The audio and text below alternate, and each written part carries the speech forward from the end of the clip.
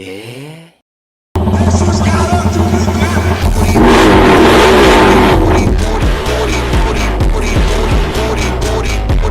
Alright, so what is up mga kasibak, ano? So ngayon meron tayong content, ano, kasi meron sana akong niyaya na Honda RS150 na all stock, company stock. So yun lang, sayang wala siya eh. So ito yung tropa, siya na lang daw, yung Raider FI na lang daw yung i-content namin. So ito, tara.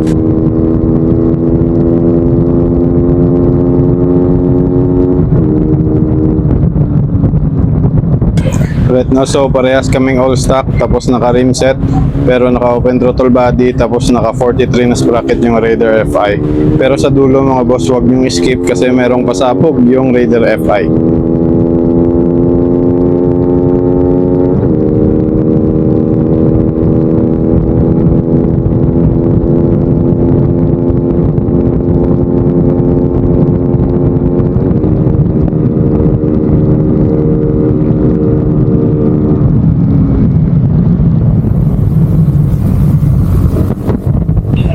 Right now, so kung nakikita nyo, medyo nahabol ko siya sa dulo kasi merong issue pala itong Raider FI mga boss.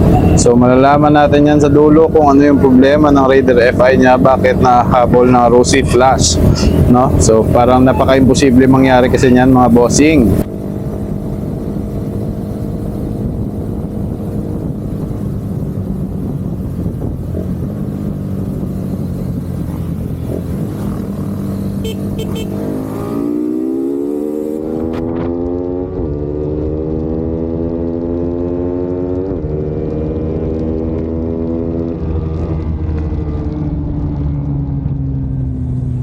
Yun lang, tumigil bigla, namatay yung motor ni bossing.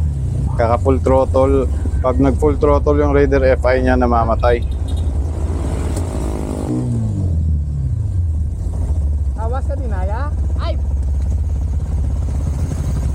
So una, akala ko lumabas yung kadena niya sa sprocket eh. Yun pala, namamatay daw pag mag full throttle. Ba din natamaan po lang premya? Ay, ganda ko mo. Pumusagin bagbuto. Kabla, pumusagin ka. Sunod.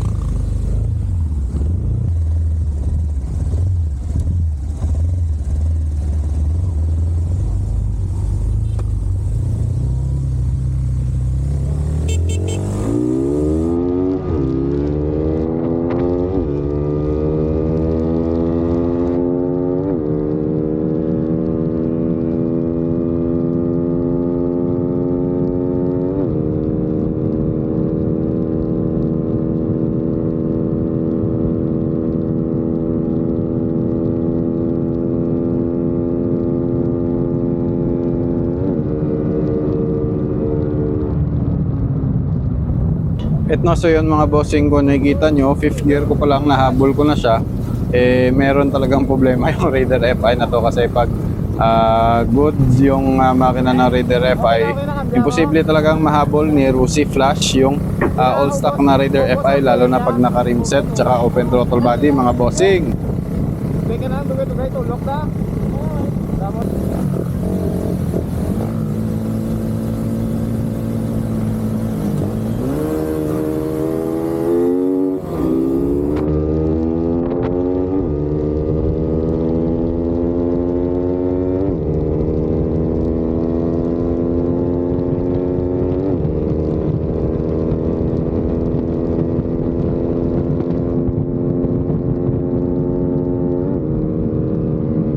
Right, so yun lang mga bossing, nagpa-flat talaga yung power ng Raider FI niya pag na full na yung throttle.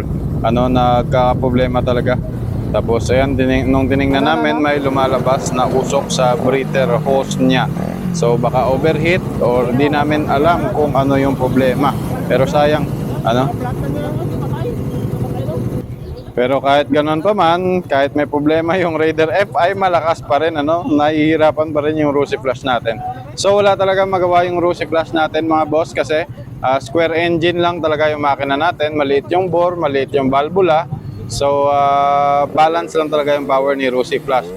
Kumpara mo sa Raider FI na naka big bore, tapos malalaki yung valvula at mataas yung RPM limit. So Ayun mga boss, ano, hanggang sa ngayon wala pa rin talagang makakatalo sa Raider FI pagdating sa underbone na kategory. So yan na mga boss, galing na sa akin yan ha. Baka sabihin nyo na naman na scripted yung vlog ko, ano. So never tayong nag-scripted ng vlog, ano. Kung ano yung totoo, dun lang tayo.